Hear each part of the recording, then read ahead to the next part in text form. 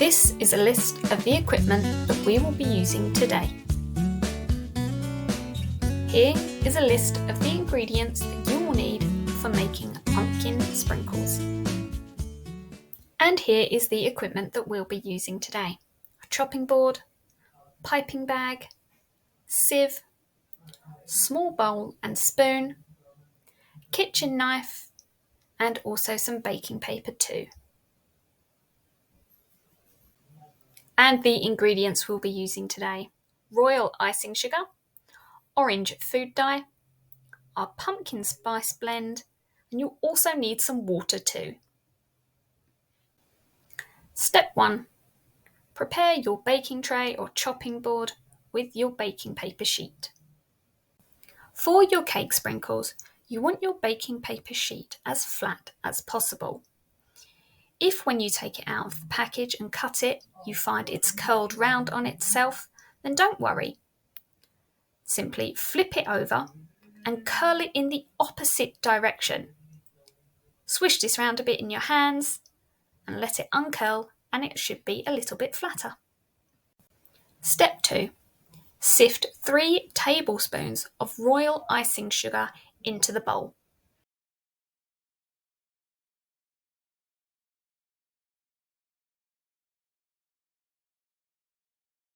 And here we are sifting that icing sugar, and this will just make it nice and easy for us to mix.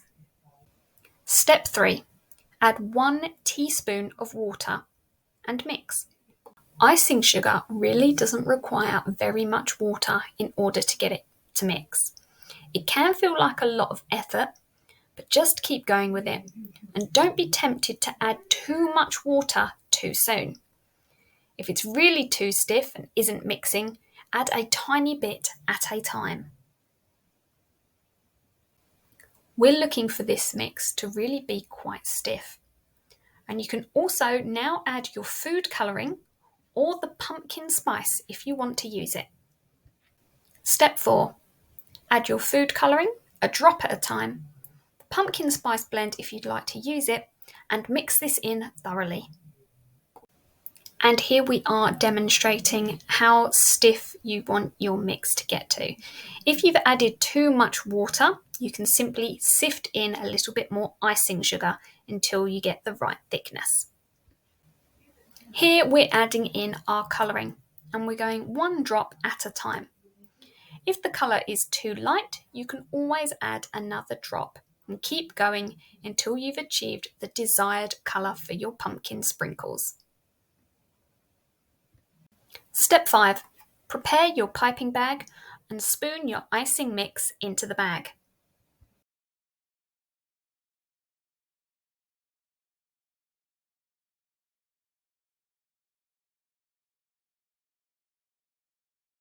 Step 6. Snip off the end from the bag. You only want to take off a small amount because we only need a very small hole for piping our icing sugar.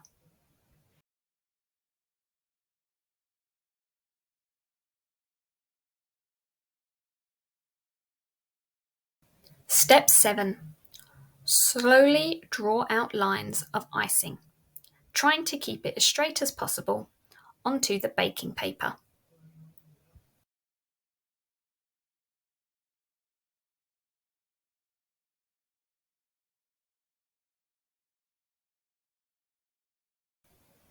Here we have a sped up version of drawing out the lines of icing sugar.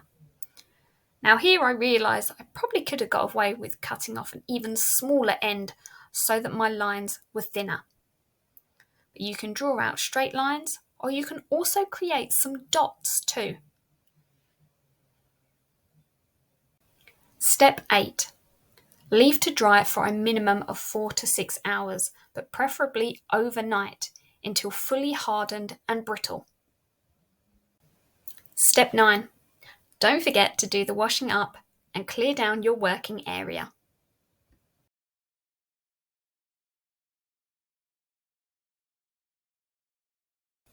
Step 10.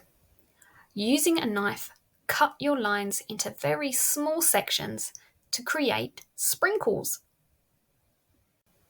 Here you can see some of my icing lines had already broken up when I moved my paper. This lets me know that they're fully dry and ready. And here I am just working through, cutting my lines into small sections to create those little sprinkles. And you can make them whatever size you wish to. You can make some bigger or some smaller. And you can also repeat this same process using different colours as well to give you a nice mix.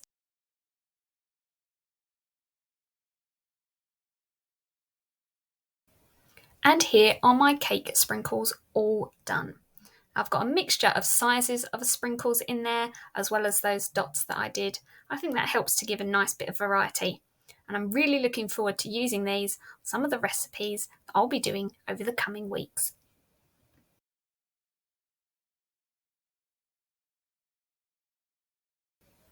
You can also create sprinkle shapes.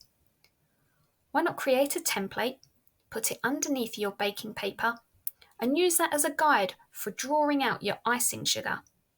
Leave to dry, and then you'll have created sprinkle shapes.